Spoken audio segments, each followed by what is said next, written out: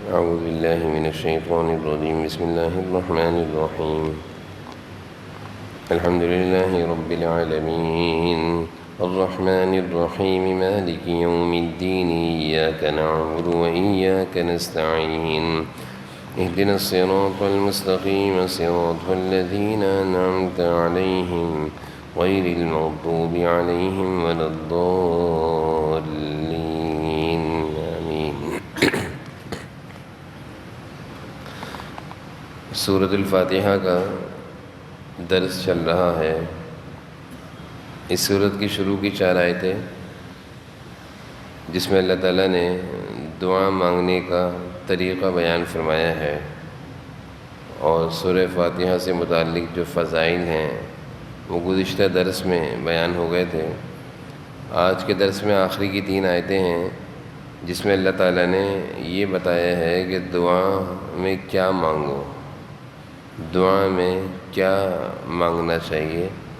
تو جو چیز دعا میں زیادہ مانگنی چاہیے یا جس چیز کو دعا میں زیادہ اہمیت سے مانگنا چاہیے، اللہ تعالیٰ آخری کی 3 آیتوں میں یہ بیان فرما رہے ہیں. اہدنا الصراط المستقیم، ہمیں سیدھا راستے کی ہدایت عطا فرما. صراط مستقیم، صراط مستقیم معنی ہوتا ہے سیدھا راستہ. اہدنا معنی سیدھا راستہ ہمیں ہدایت عطا فرما، سیدھے راستے کی طرف ہماری رہنمائی فرما. اہدنا معنی ہدایت معنی رہنمائی فرما. صراط مستقیم سیدھے راستے کو کہتے ہیں. یہ سیدھا راستہ جنت کا راستہ بھی ہو سکتا ہے آخرت کے لحاظ سے، اور یہ سیدھا راستہ دنیا کے لحاظ سے خوشحالی کا راستہ، کامیابی کا راستہ، فلاح اور کامرانی کا راستہ بھی ہو سکتا ہے. مفسرین نے یہی بیان فرمایا ہے کہ صراط مستقیم صرف آخرت کی کامیابی اور جنت کا راستہ اس سے مراد نہیں ہے، بلکہ وہ بھی مراد ہے آخرت کی کامیابی، جنت تک پہنچنے کا سیدھا راستہ، اور اس کے ساتھ ساتھ دنیا کی کامیابی کا راستہ، فلاح اور کامرانی کا راستہ، خوشحالی کا راستہ. صراط مستقیم میں یہ بھی شامل ہے. تو معلوم یہ چلا کہ صراط مستقیم وہ سیدھا راستہ، وہ درست راستہ، وہ درست رہنمائی جس سے ہم دنیا میں بھی کامیابی کو حاصل کر سکیں اور آخرت میں بھی کامیابی پا سکیں. اس لیے مفسرین اور اہل اللہ فرماتے ہیں اللہ تعالیٰ سے اپنی دعاؤں میں بہت اہتمام کے ساتھ صراط مستقیم مانگنا چاہیے. حکیم الامت حضرت تھانوی رحمۃ اللہ علیہ وہ فرماتے ہیں کہ جو 40 دن تک صدق دل سے پورے دھیان اور توجہ سے اللہ تعالیٰ سے اپنی دعاؤں میں یہ کہے گا، اے اللہ میں کمزور ہوں، میں گناہوں میں اور شیطانی چالوں میں بھٹک جاتا ہوں، اے اللہ میں سیدھا راستہ چاہتا ہوں، اے اللہ میں آپ کو راضی کرنا چاہتا ہوں. تو 40 دن گزرنے سے پہلے اللہ تعالیٰ اس کو دنیا اور آخرت کی کامیابی کا راستہ دے دیں گے. 40 دن اگر صحیح طریقے سے اللہ تعالیٰ کی سکھائی ہوئی دعا مانگی جائے، صراط مستقیم، اے اللہ صراط مستقیم عطا فرما دیجیے. پھر صراط مستقیم کو اللہ تعالیٰ نے آسان کر دیا. انسان کو بتایا کہ بھائی صراط مستقیم چاہتے ہو تو پتہ ہونا چاہیے کہ وہ کیسا راستہ ہے، کن لوگوں کا راستہ ہے، کون سے لوگ ہیں صراط مستقیم والے اور کون سے لوگ ہیں جو اس راستے سے ہٹے ہوئے ہیں.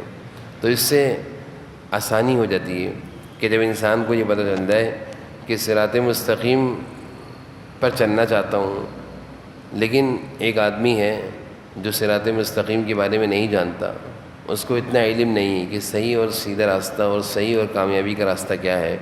تو اللہ تعالیٰ نے کچھ ایسے لوگوں کی نشاندہی کر دی کہ بھائی یہ لوگ ہیں جو اس دنیا اور آخرت کے لحاظ سے کامیابی کے راستے پر چل پڑے ہیں، تم بھی ان کے راستے پر چل پڑو، ان جیسے ہو جاؤ، تم بھی کامیاب ہو جاؤ گے. تو فرمایا صراط الذین انعمت علیہم، ان لوگوں کا راستہ جن پر اللہ آپ نے انعام کیا ہے، انعمت علیہم جن پر آپ کے انعامات ہیں۔ کون لوگ ہیں؟ اولئک الذین انعم اللہ علیہم، اللہ کے انعامات ان لوگوں پر ہیں۔ دوسری جگہ اللہ نے فرمایا من النبیین، نبیوں کا راستہ، والصدیقین، صدیقین سچے لوگ، نیک لوگ، صدیقین کا راستہ، والصالحین صلحاء کا راستہ، والشہداء شہداء کا راستہ، شہیدوں کا راستہ۔ تو اب ہمارے لیے کتنی آسان ہو گئی بات۔ میں کسی کو یہ کہوں بھائی یہ کام کرنا ہے، بھائی کیسے کرنا ہے؟ بھائی جس طرح اس نے کیا تم بھی ویسے کر لو۔ اچھا وہ جو کر رہا ہے پھر تو آسان ہے۔ بھائی نماز پڑھنی ہے، کیسی پڑھنی ہے؟ جیسے وہ پڑھ رہا ہے اس کو دیکھ کر اس جیسی، اس کو دیکھا اس جیسی نماز پڑھ لینا آسان ہے۔ تو صرف یہ کہہ دینا یہ کام کر لو مشکل ہے، یہ کہہ دینا کہ یہ جو کام کر رہا ہے اس جیسا کام کر لو آسان ہے۔ اللہ تعالیٰ نے ہمیں یہ بتایا کہ 4 لوگ ہیں دنیا میں جو کامیابی کے راستے پر دنیا اور آخرت کے لحاظ سے چل پڑے ہیں، انبیاء علیہم السلام اور صدیقین سچے لوگ، صالحین نیک لوگ، شہداء شہید۔ تم بھی ان جیسے ہو جاؤ، ان کے راستے پر چل پڑو، تم بھی کامیاب ہو جاؤ گے۔ پھر اللہ تعالیٰ نے اور آسانی کر دی کہ کچھ لوگ ایسے ہیں جو بھٹکے میں ہیں، جو غلط راستے پر چلے ہیں، جو صراط مستقیم سے ہٹ کر ناکام ہیں دنیا میں بھی آخرت میں بھی، ان کی نشاندہی کر دی کہ ان کے راستے سے بچنا۔ کون لوگ ہیں؟ غیر المغضوب، اے اللہ نہ کہ ان لوگوں کے راستے پر، مغضوب جن پر آپ کا غضب نازل ہوا۔ مغضوب اس کو کہتے ہیں جو جانتے ہوئے غلط کام کرتا ہے، اور اس سے مراد یہودی ہیں، سب کچھ جانتے تھے پھر بھی حضور صلی اللہ علیہ وسلم کو نہیں مانتے تھے۔ تو جو لوگ جاننے کے باوجود غلط کام کر رہے ہیں مغضوب ہیں۔ والضالین، جو جہالت کی وجہ سے غلط کام کر رہے ہیں وہ بھی ضالین ہیں۔ تو اللہ تعالیٰ نے فرمایا ایک طرف اللہ نے کہا کہ یہ کہو ان لوگوں کا راستہ جن پر آپ کے انعامات ہیں، وہ ان لوگوں کی نشاندہی کر دی، اور ساتھ میں یہ کہا ان لوگوں کے راستے سے پناہ مانگو، اے اللہ جن پر آپ کا غصہ ہے، غضب ہے، ناراضگی ہے، گمراہ ہیں، ایسے لوگوں سے ہمیں بچا لیجیے۔ تو قرآن کریم میں ایک تو اللہ تعالیٰ نے صراط مستقیم کی وضاحت کر دی، کن لوگوں کے راستے پر چلو گے تو صحیح راستے پر آ جاؤ گے، کامیابی کے راستے پر آ جاؤ گے، اور کن لوگوں کے راستے پر چلو گے تو صراط مستقیم کامیابی کے راستے سے ہٹ کر ناکامی کے راستے پر چلے جاؤ گے۔ ایک تو یہ وضاحت ہو گئی۔ پھر دوسرا اللہ تعالیٰ نے اس آیت میں یہ بھی بتایا، اللہ تعالیٰ یہ کہہ سکتے تھے صراط الذین سے مراد قرآن کا راستہ، کتابوں کا راستہ۔ اللہ نے کہا صراط الذین انعمت علیہم، انسانوں کو رہنمائی، انسانوں کو بطور مثال کے پیش کیا۔ معلوم یہ چلا صرف کتاب اللہ انسانوں کی ہدایت کے لیے کافی نہیں ہے، بلکہ کتاب اللہ کے ساتھ رجال اللہ مثال کے طور پر لوگوں کا ہونا بھی انسانوں کی ہدایت کے لیے ضروری ہے۔ جیسے قرآن کریم نہیں اتارا اللہ نے، بلکہ حضور صلی اللہ علیہ وسلم کو پہلے بھیجا کہ آپ آئیڈیل ہیں، آپ بھی اپنا راستہ آپ بتائیں گے کہ میں ایسا کر رہا ہوں، تم بھی ایسے کرو۔ ایک فتنہ ہے آج کے دور میں جو یہ کہتا ہے صرف قرآن کافی ہے، ان کی تردید ہوتی ہے کہ اگر صرف قرآن کافی ہوتا تو اللہ تعالیٰ یوں کیوں کہتے کہ ان جیسے لوگوں کے راستے اختیار کرو؟ اللہ یہ کہتے قرآن کے راستے پر چلو۔ اللہ نے کہا نیک لوگوں کا راستہ اختیار کرو، انبیاء علیہ السلام کا راستہ اختیار کرو، شہداء کا راستہ اختیار کرو۔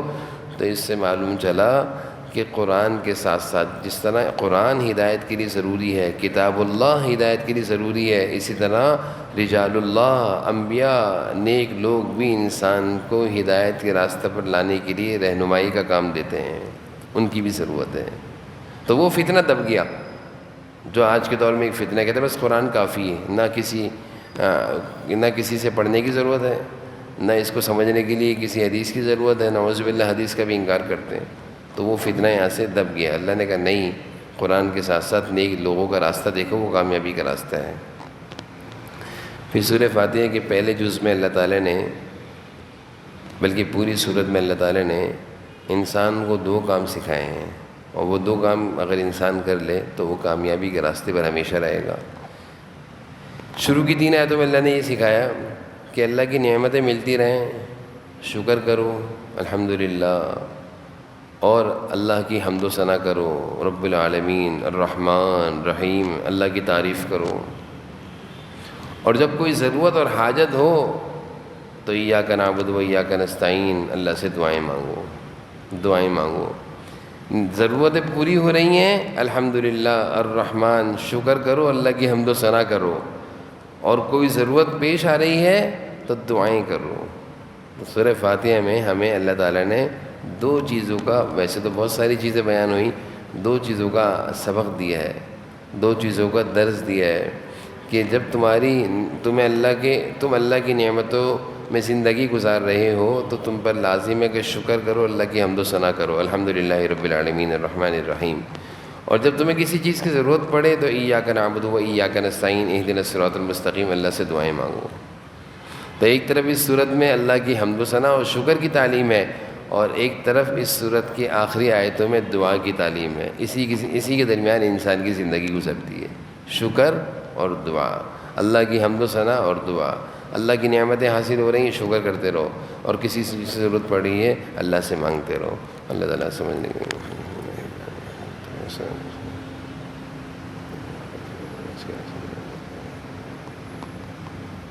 صلی اللہ علیہ وسلم۔